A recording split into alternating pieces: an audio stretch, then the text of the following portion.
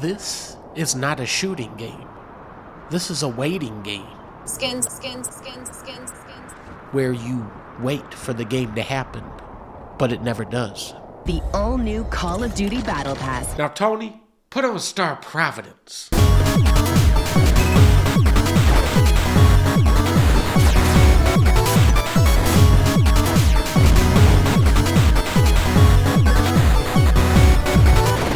When you see that frog, you buy the game, dog. This is the second game we're publishing, and it is big. Today it's coming to Switch with a ton of new content, which is now on the Steam version for free if you already own that one. For those of you new to the game though, Star Providence is a shooting game where the actual gameplay is as fun as the trailers for Battlefield. It's chaotic, it's energetic, it's exciting. It's like you're a one-man SWAT team kicking down a series of 300 doors. Every time you enter a room, you have to instantly size up the enemies and adapt. Boom, now we're fighting skull heads. Boom, we're fighting an eyeball. Boom, we're fighting a wizard. Boom, we're fighting 100 spaceships. Boom, shoot the ghost. Boom, quick, kill the Grim Reaper. Boom, now we're fighting fish. And the fish will kill you, don't let them trick you. The laser guy goes, the UFOs go, mirror head deflects your own bullets back at you. Pinball guys will bounce off each other. This guy, look at all the enemies in this game. They got this guy, they got this guy, they got this guy, they got this guy, they got this guy, they got this guy, they got this guy. It keeps going. It keeps going. It's like Elden Ring meets Gundam Wing. Look at this guy. Don't let him shoot that. Don't. You can play video games inside the video game. Gamble your money for prices like the truth. Gamble your money for prices like the trumpet. Watch this. Boom. If you pause the game here, it says. But if you pause here, it says. But if you pause here, there it goes. What makes this game so intense is that all of the action in this game is constricted to this one tiny space. Starve Providence is like fighting 300 skeletons in an elevator, and who do you think is gonna win? Of course it's gonna be me, because I played this game too much, because it's too fun. That's the problem with Starve Providence, too good of a game. Having these wild shootouts in such tight spaces with psychotic enemies that chase you around the screen like you're an ice cream truck will make you feel alive in a way that this kind of game never will. You can shoot enemies through portals, like Portal 2. Water will extinguish fire and slow down bullets and enemies within it, but there might be fish in the water. Remember what I said about fish? Sometimes you can shoot icicles onto people's heads like it was the night before Christmas and not a creature was stirring because you killed them all with icicles, you damn sicko. We're getting a lot of sword-type games this year, but I'm pretty sure this is the only game this year where you are a spaceship with a sword. They got so many weapons in this game. They got the double tri-lance, Paul Bunyan's gun that shoots onions, the rail gun, the quad laser, the Detroit splitter, machine gun, drill, all but just the one drill dunk? No, 3, laser launcher, time trial mode ghost that shoots who you shot 2.5 seconds ago, sticky grenade launcher. Look at this. Junko shot. This thing spawns in like a whole army of guys. This one. Watch this. There's a gun where the bullets shoot back into the gun, and don't ever ask me to explain that. And then there's all the different unlockable ships you can play as, like Scully, who is super customizable and unique. If you told me this was developed by a Japanese studio with 35 employees, I would believe you. But it wasn't. Team D13, the developers, are just 4 internet buddies who met on a forum and have been developing this game in 4 separate countries for over a decade. You want to talk hidden gems? This is the hidden gem. This is the crown jewel of Atlantis. This is the Hollow Knight you never heard about.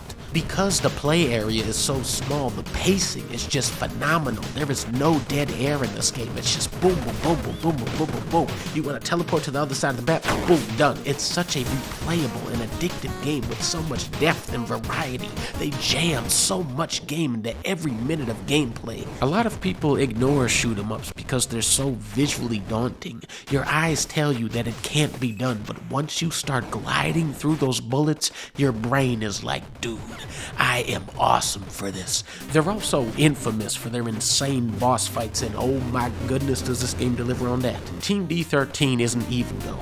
They start off nice on you. At first, all you gotta do is be Chamber Lord. Come on now, Chamber Lord? Anybody can be that guy. And once you do, it's gonna start something in you. You're gonna say, maybe I can be Grinder now. Maybe I can be Behemoth. Now I'm gonna kill Armor Tech. But you aren't ready for Armor Tech. You still gotta figure out how to defeat Ice Knack. I'm not gonna lie, you are gonna die a lot. But then you're gonna regroup. You're gonna go up to Klein's and start upgrading. Now the longer you can go without getting hit, the more money you make, the further you can progress. The further you can progress, the more upgrades you can buy from Klein's, until one day you don't give a shit about Armor Tech. But now you gotta beat Fish. And some of you may never beat Fish, but at least you made it to Fish, and nobody can ever take that from you. But for those killers out there, you're gonna say, no, Duck. I can't stop playing now, not while Fish still draws breath with his gills, and you're gonna go all the way to the big man himself, Overlord, who is actually very easy to die to. This is one of those crossroads where gamers become true gamers. And for those warriors out there, those legends, you're gonna dig deep. You're gonna start using your bombs more to defend yourself and unlock secret areas. You're gonna learn that cursed weapons grant you a permanent damage boost. You're gonna start dodging attacks you never thought you would, and hopefully you're gonna get a lucky weapon and take this big bitch down. And when you do, it is a feeling unlike any other. And that's when the true game begins. Now you can fight the rune bosses who can never be defeated, but once you beat them, you unlock the 6th floor, and that's where you're gonna fight the final boss. This guy makes Overlord look like Fish. He is insane, and he can never be beaten ever, not even by the greatest gamer in the world. Once you beat him though, that is when you unlock hard mode, and that's when this song comes on.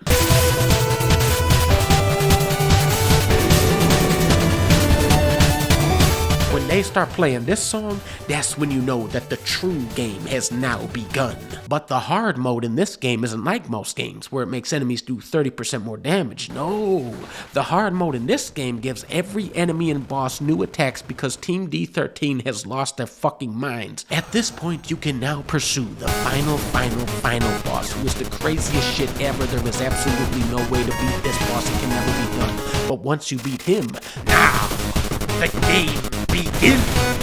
The gamer cred you will get for completing this game is unimaginable. This is one of the greatest challenges ever thrown down to gamers. It is an unending series of what the fuck moments that cost $15. These guys are so committed to this game, and the more you give to Star of Providence, the more it gives back until you become the final boss of the game. If you love Doom, play Star of Providence. If you love Fury, play Star of Providence. If you love Cuphead, play Star of Providence. If you love Hades, Enter the Gungeon, The Binding of Isaac, Vampire Survivors, Nuclear Throne, play Star of Providence. If you love Pizza Tower, I don't know what this game has to do with that, but play Star of Providence anyway. The game is just that good.